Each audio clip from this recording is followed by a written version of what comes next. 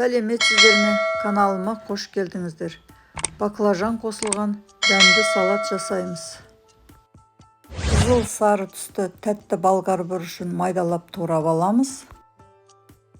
Сиыр етін майдалап турап, зира, чеснок, ащы болгар бұрышы, соевый соус қосып, қуырып аламыз.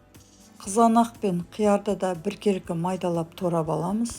Баклажанды духовкада дәмдеуіш сұйық май қосып пісіріп аламыз. Және көк жуа, укроп, салат жапырағын қосамыз. Салатымызды сәндеу үшін сары қызыл болгар бұрышын турап аламыз. Соевый соус, паприка, орегано дәмдеу үшін қосып, салатымызды араластырамыз.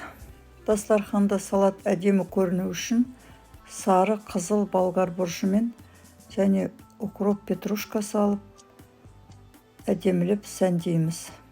Видео ұнаса лайк басып тіркеліп кетіңіз, және де қандай салаттағы көргіңіз келеді жазып кетіңіз.